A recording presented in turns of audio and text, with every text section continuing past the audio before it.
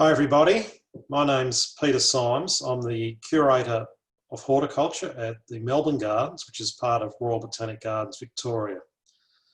I'm really pleased to be here to speak to you today, and I'm actually thinking about the possibility that I could have been in France earlier this month, but unfortunately things all got in our way.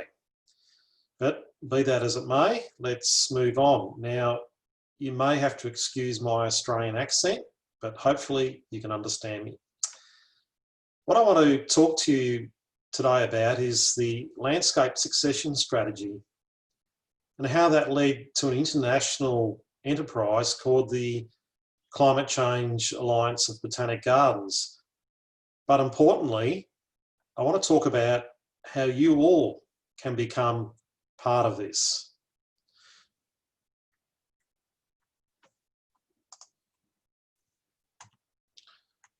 So I just want to move to giving you some context. Melbourne is down here.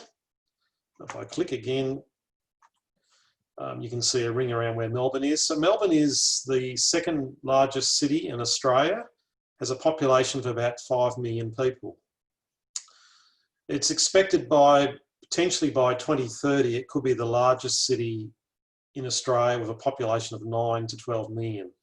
Sydney is the current largest city, which is this one over here, but we're down in this spot. Just to give you some context of the Botanic Gardens, while this big, large green patch here looks fantastic, our garden actually sort of snakes around this area in here, but it is importantly part of a larger network of parks. The Botanic Gardens itself is about a bit over 2 kilometres from the city. We've got about over 20 living collections. The number of trees that we have is about 6,000, and the overall size of our garden is 39 hectares. Importantly, we're a heritage landscape. We were established in 1846, and next year it's actually our birthday. We'll be 175 years old. This is the landscape of the Botanic Gardens itself, and you can see the serpentine curves, the picturesque style of the landscape, which is how it was sort of designed by a famous landscape designer called William Guilfoyle. It's a very important landscape for a number of reasons. One, we have about 8,000 taxa, and those plants represent over 190 countries from around the world, or just about 98%. So high diversity, high scientific importance. Second important aspect of these gardens is its heritage. It's been here a long time, and it's important that we protect that into the future. But it's also the city's green space, and you can see that relationship of where it was and how close it was to the city. And it's been found with research that high plant diversity, or highly diverse nature, if you like, provides much greater psychological benefits for people. So we have a very important role for human health and well-being. So they're 3 important reasons for this landscape. That all might look fantastic, and we're doing very well, and it's almost an idyllic existence, but then something occurred in Australia, in southeast Australia particularly, called the Millennium Drought, which ran over a decade from 1997 to 2010. And that was really a wake-up call for us. We'd been working very hard on our water efficiency. We had reduced our consumption, so we're down about 60% of potable water for irrigation, and that was partly an adaptation to climate change. But then the Millennium Drought came along and really started to highlight things. In January 2009, we had a series of days over 43 degrees, so at least 3 days. If you can imagine 43 degrees 3 degrees one after another, pretty severe. That was followed by Australia's worst all-time bushfire disaster on Black Saturday, which was the following Saturday. And a large number of people died in those fires. Melbourne City had its highest recorded ever temperature of over 46.4 degrees Celsius. So really profound hot, dry temperatures, and we saw scorching on plants that we hadn't seen before. Just circling agave attenuata here, you can see a bit of burning here. Agapanthus we thought was as tough as nails, and it was showing burning. And some New Zealand species like these phormiums down here on the right, we consider these to be quite drought tolerant. These were burnt across the site.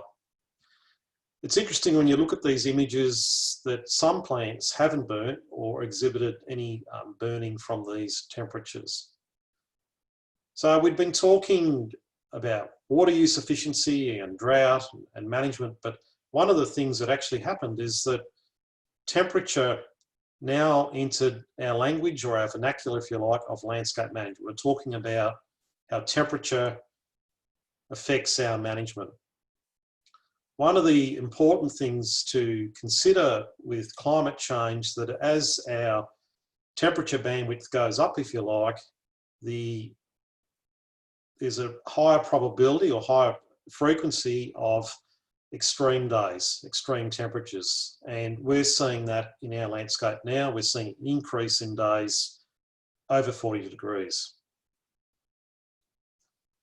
I'd like to just share with you the trends in rainfall and temperature. You can see rainfall's a bit variable, but trending down. This little bump here is actually considered to be quite unprecedented in about 800 years. So it looks like we are trending down. But alarmingly, the temperature has been rising very significantly. And it's a little bit higher than the average for global warming. And some of that is actually due to urban heat island effects. But if I show you where the Botanic Gardens was sitting in 1846, it had a temperature of about 14.7 degrees. And now we're sitting up around here, a bit over 16 degrees. So more than 1 degree C rise in mean annual temperature. So the other aspect of this is the impact on water availability. If we look out to conditions to 2090, potentially with less rainfall, higher evapotranspiration, we're looking at effectively a 20% drop in soil water balance. The other impacts are, we talked about those extreme days. The other impacts are increases in 40 degrees C. So we're looking at a 4-fold increase in temperatures over 40. And our potential mean annual temperature rise to 2090, we're looking at about a 3 degrees rise in temperature. These are just some of the changes facing the gardens. And if I look back at those images of the gardens where it was in 1846 and where it is now, the climatic world in which our garden was created is now gone. We're in a different future. Now, this can be tricky to comprehend, a graph. So I've just created another slide to give you an idea of what this could actually mean. So if we look at Melbourne and try to visualise the climatic shift in geographic terms, so where Melbourne would need to shift to match a climate of a city now, we're looking to move about 800 kilometres or further. So very significant distances. Melbourne's down here, and we're looking to jump to these types of towns and cities to the northeast. Now, you might still not mean much to you talking about Australia and our conditions, so I've tried to come up with an example for France. So could you imagine Dunkirk having to move all the way down to Marseille on the south coast? They're the sort of distances we're talking about. Just want to share with you some theory around plant stress from drying and warming. So around the world, it's been observed that drought and higher temperatures have been associated with increased forest mortality, dieback in forests all around the world. And there's a number of causes for that. But essentially, it revolves around the capacity to maintain water potential in the plant tissues, but also being able to store what's called non-structural carbohydrates, so sugars and starches in the leaf tissue or in the stems. And I've got an example there of Melbourne gardens of what the impacts can be on the right. So the two, I suppose, areas that are affecting plants with these drought and high temperatures are hydraulic failure. In simple terms, we're talking about air bubbles arising in the xylem of the trees and shrubs, or embolisms, if you like. We don't operate very well with air bubbles in our bloodstream, and neither do plants. Some trees or species are able to repair this damage, and others are not. And we're talking about species that don't control their stomata very well. So they have to keep using water as it gets hotter, and sometimes that fails. The other group are those conservative species that at the first sign of danger or hot conditions shut their stomata and control their water potentials very conservatively, and conifers are a group that sits in that. The problem is they keep doing that every time, and for long periods, they start to run out of food, or what we call carbohydrate starvation. The other impact is increasing vapor pressure deficit or evaporative demand on plants. Increasing temperatures cause a disproportionate increase in this vapor pressure deficit. And that can have impacts on natural forests and urban forests or urban landscapes that we look after. In Western Australia, it's been observed that the forests there are changing in structure and height. So we're seeing natural trees changing their structure, their capacity to grow tall, because having to effectively pull water to greater heights under a higher deficit, it becomes too difficult. The other thing I'd like to come back to is just this drought and higher temperatures, and people might think, oh, well, that's only associated because the soil moisture is not there. This has been observed to occur regardless of soil water balance. There was a study done in Australia of 17 forests, and this was across different elevations, different soil types, and there was dieback quite widespread. The other thing I'd like to share with you is just some risks to plant biodiversity from climate shift, and these are only some. So we talk about, for plants, there's limits in altitude and geography. This image here that you see here, these are two of my sons. This was on a trip into the high country of Australia. And when we talk high country in Australia, our high country is not very high. And of course, that's an impact for plants. If they're growing at the top of their range and they need to get to a cooler temperature, there's actually no room to move. And this is a big problem for Australia's alpine flora.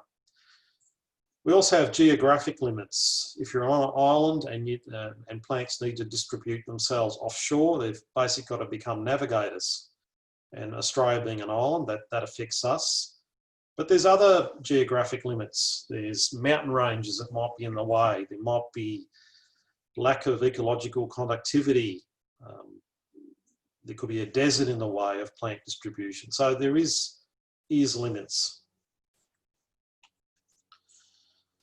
Many plants are unable to track the rate of climate change, and the IPCC did a study and looked at if we could contain global warming to just 1.5 degrees or 0.6 above pre-industrial levels, we could lose 8% of plants could lose their climatically defined geographic range. If we can contain warming to only 2 degrees C, that actually doubles to 16%. And translate to plants of the world, we're looking at 60,000 species. In Australia, studies have been done looking at the natural vegetation and the urban vegetation, and we're looking at up to around 50% of vegetation being at risk from an increase in mean annual temperature by 2070. But if I can put this in a more specific term, and I'm going to use Australian flora because that's what I'm more familiar with, and let's look at eucalypts. It's been estimated that eucalypts can disperse themselves at a rate of about 1 to 2 metres per year. So if we're looking at the need to move, say, 70 metres over the climate future to 2090, over the next 70 years, they might need to actually move 800,000 metres to find a suitable climate. So plants, being non-mobile organisms generally, can't reach that. High risk of extinction events. And an extinction event can be a bushfire. And these images are showing you the extent of our recent fires that we had in Victoria. This was widespread right up the coast of Australia, but I'm just showing you Victoria. And these fires were very hot, very intense. Problem with bushfires that climate change can increase the frequency and the severity. Sometimes it's just a drop in relative humidity that makes these worse. But if it happens too frequently, too often, even our fire-adapted vegetation may not be able to cope. And the Botanic Garden's already working on a project to actually rescue and try to conserve some of these fire-affected species. The other extinction events can be heat waves, and in Western Australia there was a study done in 2011 that found that 19% of that plant mortality could be linked to a heat wave. So it's not just bushfires. Of course, the other issue is we may have new pests and diseases that might emerge, or existing ones become worse. And in 2010, we had myrtle rust arrive in Australia, and this is an image in Melbourne Gardens, our first arrival of myrtle rust in these gardens. And at that time, attempts were to try and eradicate the disease. It's on Alophomyrtus, which is a New Zealand species. You can see the yellow pustules hopefully up here in the corner. There's a lot of management intensity that goes into trying to manage this. And of course, all of these things can be complexing with one another. So there's a whole cascade of impacts that can occur. So what did we do?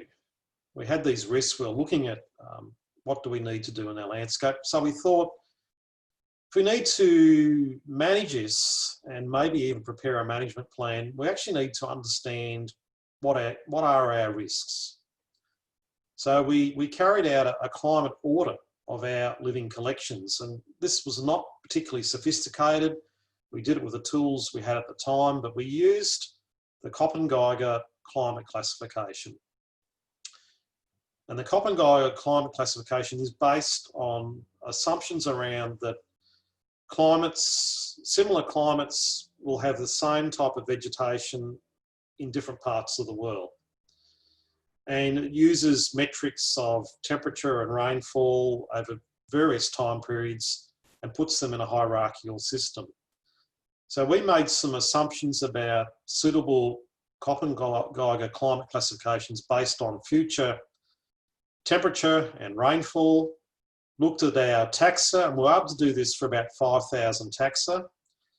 And we linked 22,000 botanical regional unit distributions to those taxa to come up with what we thought was an assessment of our climate risk. And this is basically how it fell out. We're looking at less likely pseudotaxa, or the most at risk, being around 35%. Now, I just want you to hold that measure in your mind, because it comes up again later. But we realised that we did potentially have a risk that we needed to manage. So we had a risk, and we thought, well, maybe we can manage this risk through microclimates in the landscape. And this is often talked about a lot by people. Oh, we can manage it, we can do them. If you're selecting plants, think of the microclimate. But has anyone ever actually measured their microclimates? So we undertook an exercise to map our microclimates across the landscape. And at this stage, there was about 20 sites, and we looked at differences in temperature between sites, particularly on days over 30 degrees. Now, from the coolest site to the warmest site, we looked at a mean difference of 1.7 degrees on those hottest days. But if we compared to the base station, so we have a weather station just sitting here, to one of our cooler sites, which was the Fern Gully, on a mean temperature basis, only a difference of about 0.6 degrees. And we need to get a cooling benefit of about 3 degrees. So we realised that using the microclimates across the landscape wasn't necessarily going to achieve our aims. However, we did find some interesting things. The oak lawn and the Fern Gully, this is the oak lawn here, this site, and Fern Gully's here. On really hot days, these could be up to 4 to 6 degrees cooler. And on some of these hot days, we could get up to 3 degrees cooler on other sites. So microclimate planning, yes, might counter some extremes in temperature, but it won't necessarily address the global warming that we're facing. So the next section I'm talking about is the landscape succession strategy. So we realised we needed something that brought together all the issues, all the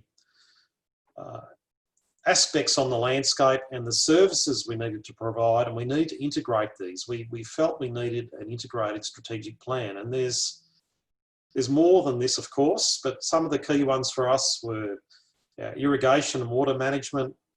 How do we effectively conserve the plants that we're growing? What about research to inform our management?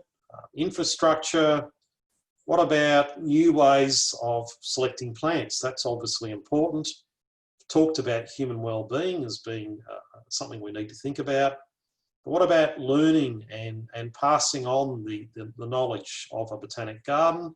And of course, biosecurity and the threat from new pest species. But in the centre, we have the landscape succession strategy, or not, it's proposed. We needed a plan that provided, if you like, a line of sight between all of these issues, but also our other strategic plans at the Botanic Gardens, like our master plan, environmental stewardship policies, Aboriginal heritage considerations, a whole range of things. So we conceptualised a landscape succession strategy, but we haven't quite done that just yet.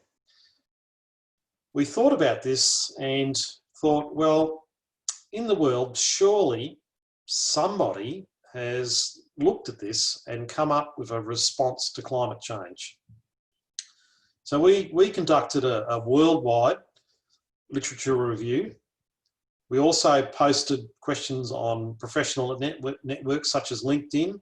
The horticultural one's got 50,000 members. The Botanic Gardens professionals at this time had 5,000 members. And we sought a response from all those audiences and looking at the literature review, and we could not find anybody who had actually prepared a landscape adaptation plan for climate change. So we realised we had to pioneer our own. The landscape succession strategy is actually based on the ecology of changing vegetation communities, or succession. And so this is a continual adaptive process, and it's one that we can apply to our management. We don't believe that at any time we've got it all organised. It's a constant adaptation and responding to the conditions. There are a number of things that we need to do. We needed to act now. We have to make decisions now about trees that we plant, because the tree that we plant today has to be suitable for the climate of the 2090 future. We had to respond to this issue. We also had to protect the landscape for future generations. We had to conserve or safeguard the values of the gardens, recreation, our science, our education. This was important. And it's interesting when I look at this image that you see in front of you. So this is a vista looking down Central Lawn across the other side of the gardens, and one of the aspects of the gardens it's famous for its long views across water. And I look at this picture and I can see species in this image that actually will be suited to the climate future. So if you ask me, looking at this landscape, will this be here in the future? I'm actually fairly confident. These palms here, the araucaria here, a number of these species are actually suited to our climate future. So we believe that we can provide this same landscape look, but potentially with some different plant species. So this is the landscape succession strategy itself, the polished document, if you like. And you might look at this document and think, well, that looks a bit fancy. But I bet you they spent a lot of money on consultants to prepare that. I have to actually tell you that we constructed this or developed this strategy actually with the input of horticulturalists. So nearly all the technical content came from horticulturists and staff inside the gardens. We paid someone to actually help prepare the actual strategy itself, but all the content came from internally. So we believe that any organisation, and if you're listening and you're from a small botanic garden, you can actually do this. It can be done internally. And the important thing is that you actually start to do this now. I want to share with you some of the key targets of the strategy. I can't cover all of it, but I'll look at some of the key ones. So importantly for us, by 2036, we wanted to have at least 3/4 of our taxa being suited to the projected climate of 2090. Our landscape succession strategy is a 20-year plan, but we have a 70-year vision, if you like. What this means for us in real terms is we need to find 120 new taxa every year to 2036 and beyond, and that is quite challenging.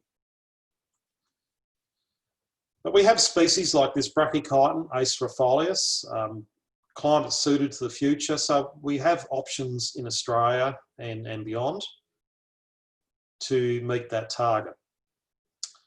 We also have a target around plant diversity, and we need to increase to 8,400 plants and 35% wild provenance. Now, what I would like to highlight with this is increasing your plant diversity is a resilient strategy on its own merit. The more plants we grow, the more likely that some of those will be able to survive future conditions. So if you can't do anything else, increasing diversity is not a bad thing. In terms of wild provenance source plants, yes, that's important for collection development and for botanical reasons, but it's also important for us because if we know where these plants come from exactly, we can make informed decisions about their performance. If in the future they're doing well under certain conditions, we've got a baseline of where they came from and where they're growing now. We're also looking at our water supply. We're currently up around about 70% reduction in potable water supply, but we want to make that 100%. And so we're looking at water supply security. We want to be sustainable, and there is a project currently underway to address that. It's actually a little behind, but we are still working very hard to establish alternative sustainable water sources for the gardens. The other key targets are around improving our green and built infrastructure to withstand that climate future. I just wanted to share with you these infrared images of the landscape.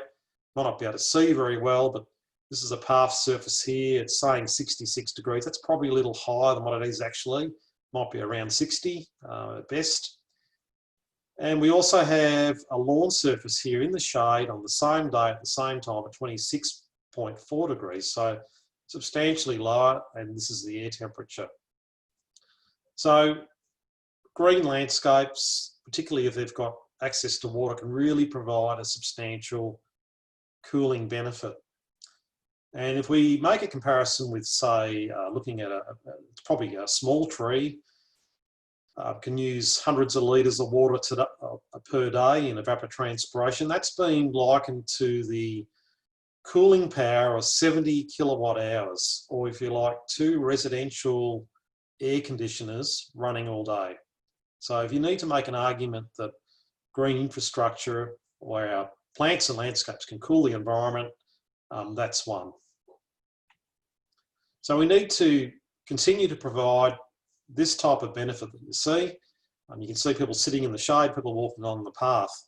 And one of the aspects of this is that we've looked at our master plan. Our latest master plan is just about complete. And one of the considerations for that is, do we need to plant trees in locations like this to provide more shading on the path to protect our visitors? We're also developing landscapes. Fern Gully is one of our hero sites for cooling. I've talked about it being 4 to 6 degrees cooler. We thought, well, let's work with that. And we've actually created these health and well-being spaces in the Fern Gully, little pockets, if you like, of safety, where people can sit in a much cooler environment and escape the heat. And this garden that you see here is one of those spaces where you can just sit, listen to some running water and escape the busyness of city life and stress for a while. But we also wanted to deliver education and the learning that we've experienced to others. And we want to engage with both botanical and public communities. And I'm going to talk about the botanic community later on, but one aspect that we've worked on is Climate Watch. You may have heard of it. It's based on observing plant phenology, but this is where you bring the public into making observations and getting engaged with the climate. So this is just one example of working with the public. Just want to share with you some ecological niche theory. I know that some of you who are watching will be much more versed in this than me, but I just want to provide this to give you a basis for the climate risk assessments that we conducted. So we got our landscape succession strategy. These are some of the outcomes. So if we look at where plants occur, their, I suppose, environmental space, and we map it simply against temperature and precipitation, we have something what's called the realised niche, or this is where plants generally grow in nature. Sometimes they're a bit constrained in their environmental space because there's competition from other species, germination inhibitors and where they're growing, so they can't really expand beyond that. But when we move often into the cultivated environmental space, plants often have more tolerance because we take away things like competition, we irrigate, we remove some of the things that might actually constrain their development. And if you like, the fundamental niche, or where a plant can potentially grow, and that's what we see in cultivation. Now hold that thought because it comes into looking at risk assessment of species. So I want to share you a climate risk assessment that we carried out. And we commissioned a study by the University of Melbourne to look at our landscape look at our plants and carry out a risk assessment. I just want to cover off on how that was done in terms of the background. So what this risk assessment did was it looked at past and current temperatures, but also looked at modelling from the IPCC, Intergovernmental Panel on Climate Change, on these representative concentration pathways, if you like, scenarios for emissions. And so we looked at both a scenario of emissions stabilisation, or RCP 4.5, or an RCP of 8.5, which is basically human beings don't do anything and it's business as normal. And that's essentially where we're tracking now, and that's the scenario we tend to work with. We also looked at the influences from the urban heat island and urban heat, because that's often not factored into climate change.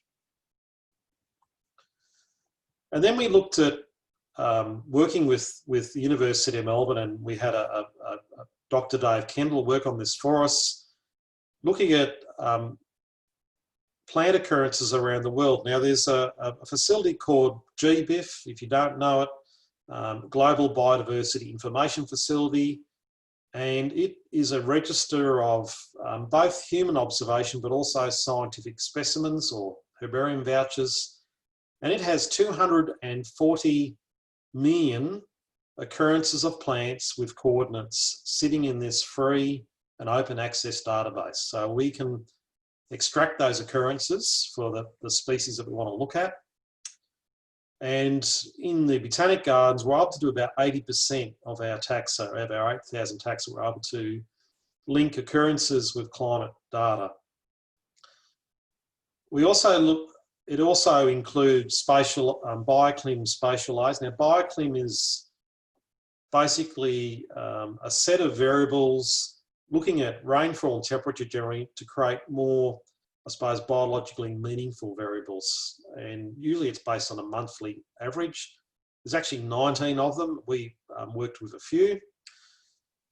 And the other aspect we used was WorldClim. So WorldClim is also a free online database, and it provides models of these bioclim layers, if you like, so you can look at mean annual temperature, mean annual precipitation, a whole range of spatial layers.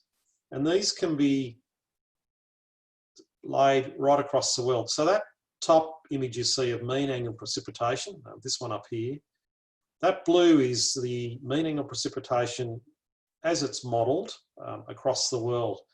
And on a computer screen, each pixel equals a rainfall value. So we can start to link coordinates of rainfall with occurrences of plants and start to pull out data for them. The bottom image is mean annual temperature.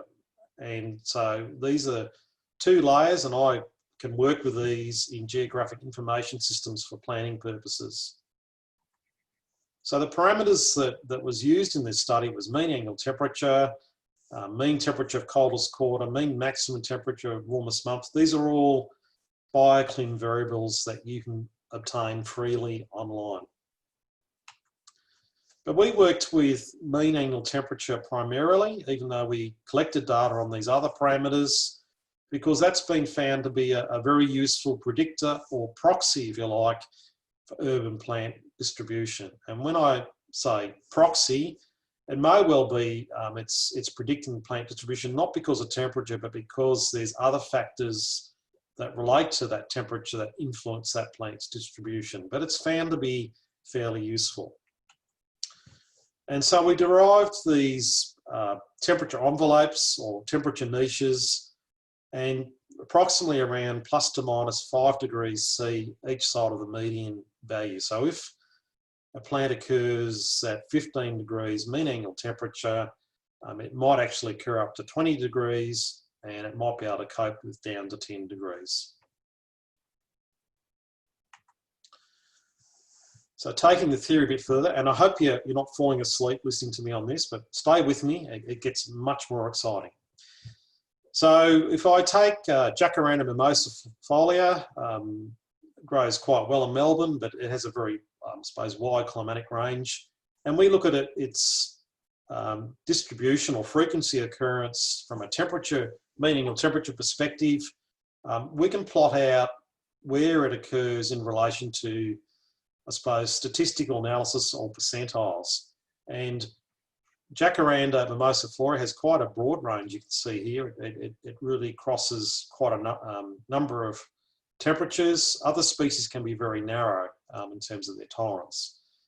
And what's included here are those records from the GVIF, so all those occurrences there, but we've also, the study also included cultivated flora records, so tree inventories around the world, which help widen out the tolerance for Jacaranda mimosiflora. So what does this look like?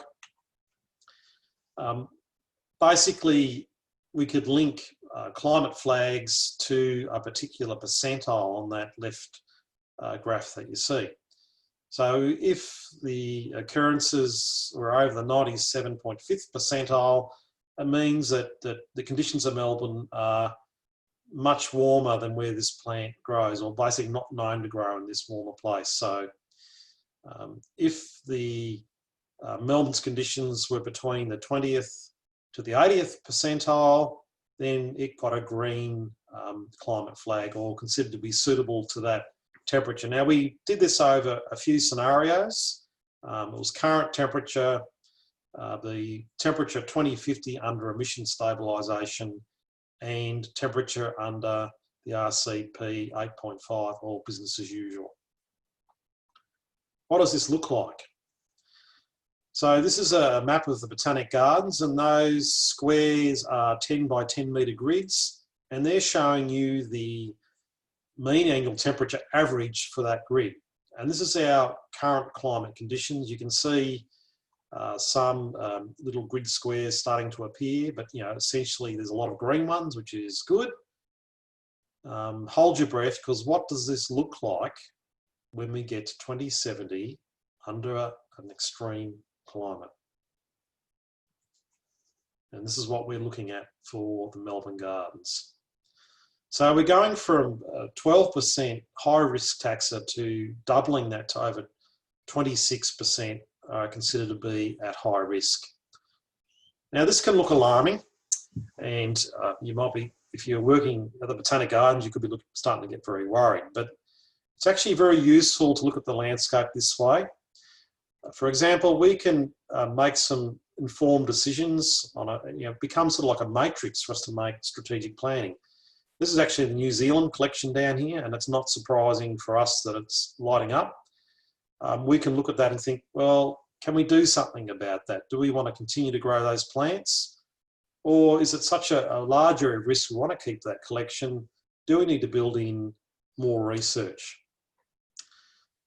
So it looks alarming, but some of the other things we've worked on suggests there's actually lots of opportunity. And while this might look something we need to respond to, there's actually thousands of species that are suited to our future climate.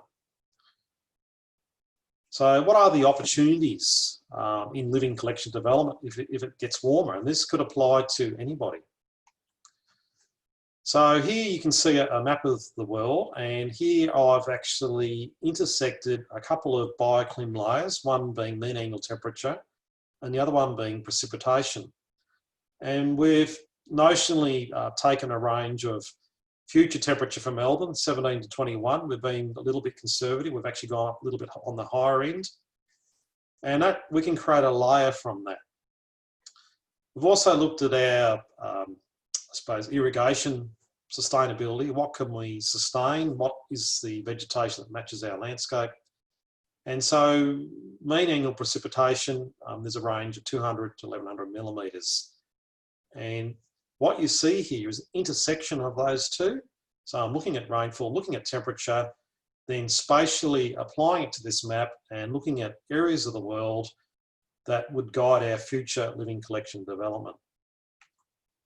And that's where they sit currently. And then you can take an approximate area, and the areas are actually huge.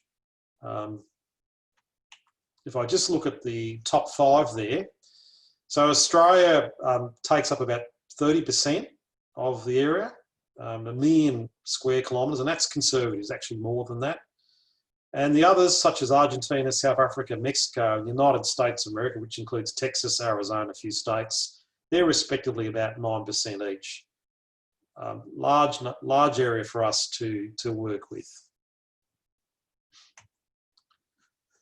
Some of the other things we've developed, tools and techniques. What about new species that come into the gardens? How do we assess these for climate risk? How do we inform our management? We actually have a plant selection tool that we can use to run, I suppose, risk assessments and look at the results. So we can input a list of species here, and I've got a real example. We can look at the Eucalyptus ephracories there on the right, but we're going to probably focus on Androanthus chrysotricha. We can input these species into a tool, and essentially we run a script. It's based in the R programming language, and it's running in R Studio. Don't know if you can see down here, but it's looking at that list and it's finding records for Acacia pendula, and it's come up with temperature and rainfall here. So what this is doing is looking at that list I've put in. It's going to GBIF, looking at the plant occurrences. It's actually removing duplicate occurrences. So if they occur at the same coordinates, it only takes one. It's then comparing those occurrences against those climatic layers we talked about earlier. So precipitation and temperature, and then coming back with a statistical analysis of that. And this can be happening while I'm checking email, doing something else. To do this manually, a few years ago, this would take weeks and weeks and weeks of work. This can actually happen. Sometimes it might take half an hour. Some of the analysis which were taking all the tax of the gardens, that took overnight, but that's still very quick compared to having to do it manually. And this is a summary of how it might look when it gets to the end. There's more fields for temperature available. I've just taken the median temperature and the median precipitation.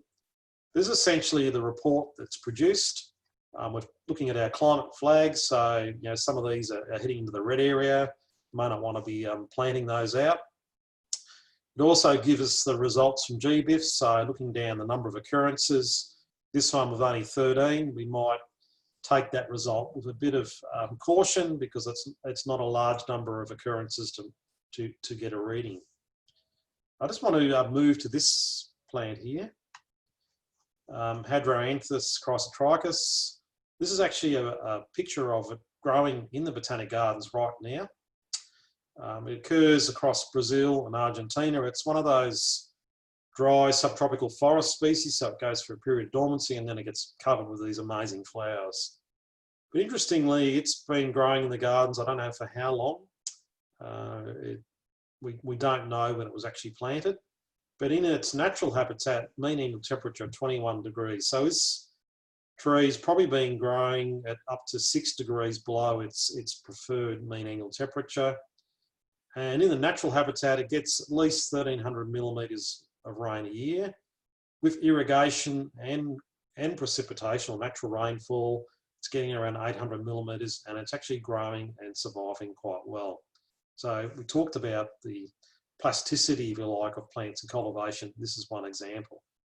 But this is a very positive image. This is a great image to share with you what were the results of the landscape succession strategy, and what did we learn through this process, and what are we still learning, I suppose, now. So these are the principles of the landscape succession strategy, and you can apply these principles in your own landscape succession response or your own climate change response. We talked about acting now. And look, sometimes acting now, we're paralysed because we think we don't know enough, or we're not a big garden. What I've found in my career is if I didn't know what to do, I would start somewhere. Invariably, doing something or taking action actually uncovers information that you need. We do need to act now because we need to make decisions now that will guide our future. We need to develop better understanding around climate change, talked about identifying the risks. Importantly, prioritising your species selection for those of less risk, so making that an aspect of your work. And one of the sayings that we have in the Melbourne Gardens now is that every project is a landscape succession project. Really need to embrace adaptive management and continuous improvement and build that into your ongoing practice. And over the right here, I have I suppose, an adaptive management cycle where you make an assumption or put in a baseline, a model, you plan and set targets, you implement those, you monitor and evaluate, then you readjust and change if it's not working. We've applied this approach very successfully to our water management.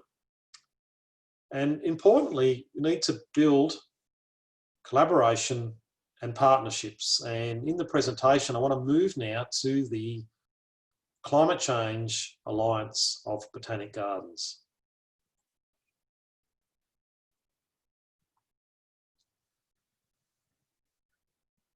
In December 2018, Royal Botanic Gardens held a climate change summit.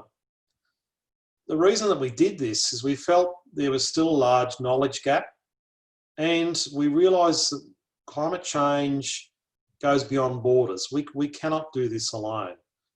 We need the diversity of skills, expertise and experience that ranges right across the world.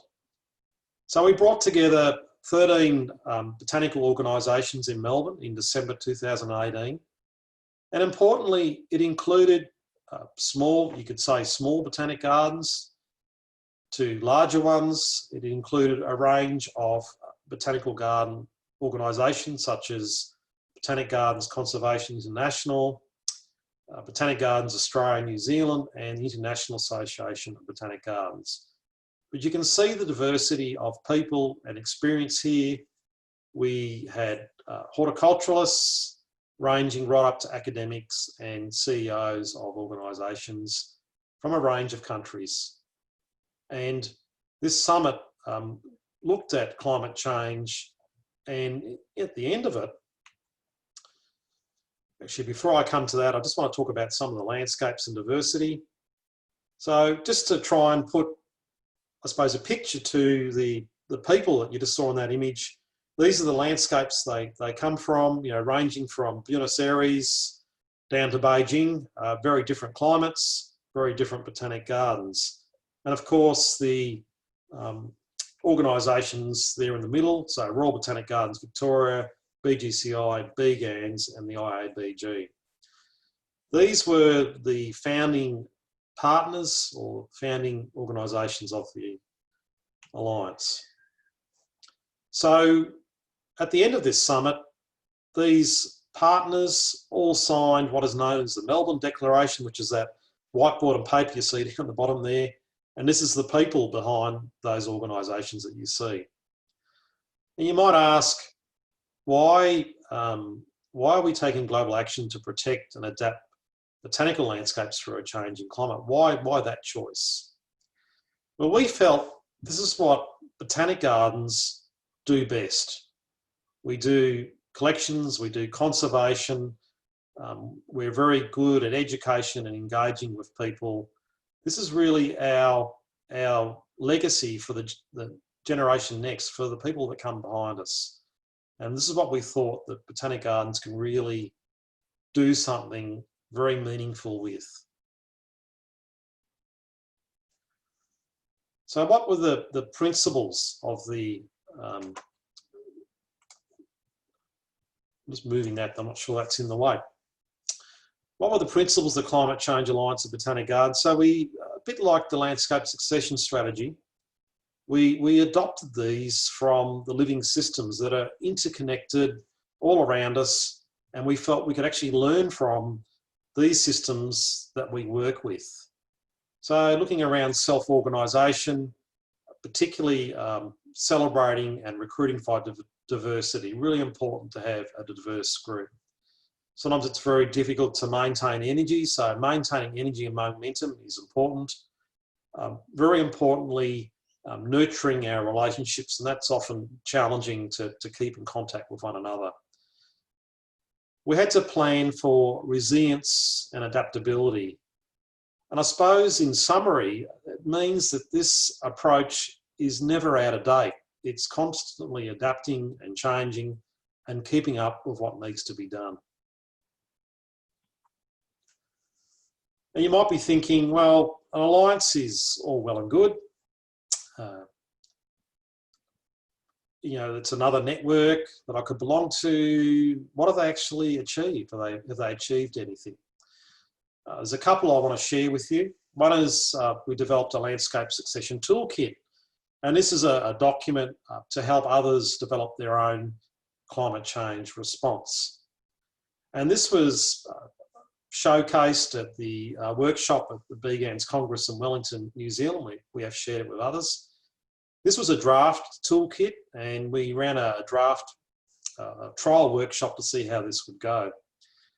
And funnily enough, we handed out these toolkits and said we need them back at the end because it's not a final document. But at the end of this session, this workshop that we ran, we couldn't find any of that, all gone, even the spares. So there's obviously a hunger for doing this. The other project that we worked on a pilot project. And here again, sort of based on the work that we've done at Melbourne Gardens, we looked at climate risk and creating a bit of a climate risk framework. This work included about 22,000 taxa, and probably for one of the first times, if not the first, it actually included all the rare and threatened taxa of the world. We're only able to assess 12,000 out of 20,000, but there's 12,000 rare and threatened taxa in this framework. This framework provides information on rainfall, but importantly on temperature, and particularly mean annual temperature, which we've talked about earlier. So how does this work for a botanic garden who might have these plants growing in their holdings? So if I look at one of the acacias, for example, Acacia aspera there, I can look across the scoring there against mean annual temperature at the top. And look, 5 is considered to be within that 20th to 80th percentile. It's considered to be the comfort zone for that plant. But as the scoring drops off and the colours drop out, it's getting closer to its lack of tolerance, if you like. So Acacia aspera at 19 degrees C, it's getting a score of 1. It's suggesting to me that a climate future for that plant, if we're growing it, we may need to be doing something about this species. If it's a rare and threatened plant, do we move it to a botanic garden with a cooler climate? Do we do more seed banking? Do we do more research to find out what its tolerances are? This framework can be used by any garden to guide their decision making. It's not telling people what to do. It's giving them some evidence and a basis for decisions. Now, the exciting news I have for you is that we're taking this pilot project a step further. And we're actually working with the University of Tasmania, Botanic Gardens Conservation International, the International Association of Botanic Gardens, and the Climate Change Alliance of Botanic Gardens to develop a global tree assessment. And this is going to be looking at 60,000 trees from across the world. We've actually secured the funding for this project, and we're hoping to really start that very soon. This will mean that this climatic information will be available for botanic gardens, for arboreta, for urban horticulture, and it'll be probably the first project of its kind ever done. So these are the sorts of things that the Climate Change Alliance is delivering. So what are the benefits of landscape succession planning and the Alliance? And here we've sort of brought them all together. Importantly, it's a generation forward. We're looking forward to future generations, high-level strategic planning, and bringing it back to the present day. We're integrating all our work rather than having it in silo fashion. Talked about the importance of collaboration, building on that. Talked about plant conservation, but this also feeds into in protecting environment and habitats. For us in Melbourne Gardens, one of the things we've found is it's really helped with our employee skills. That horticulturist, Jo, that you see down there, she actually developed spreadsheets of climate risk framework that's actually now informed our database to help other horticulturalists in the gardens. We also have scholarships where horticulturists are actually going to other botanic gardens, other regions in the world of future climate suitability and looking at species they can use in their collections now. We've had very much a heightened community profile, and when I say community, I mean not just the local community, but politically and socially. It's really given us and the Alliance a much more visible reputation. But often people want to look at money. It's often about what happens with funding. Obviously, a more sustainable, resilient landscape is going to reduce your operating costs, but also it can increase your funding opportunities. And I talked about that pilot project looking at risk assessment. There's funding flowing to that. We, in Melbourne Gardens, we have a project where we're going to collect flora from further north in Australia for the Australian Forest Walk project. And this is at a scale that has not been seen for 20 years. We have a donor that's given money on the strength of this climate change work. And I think this can apply to any botanic garden. And of course, it feeds into better research, better systems, and better skills. Just put this list up of the botanic gardens who have joined and are members. And we have a lot of members who are not botanic gardens, who are individuals, but these are the Botanic Gardens membership. And I'm looking at you and saying, is your organisation on this list? Now, I actually can't see anybody from France there. We have someone from Europe, but not many from France. So here's the challenge for you.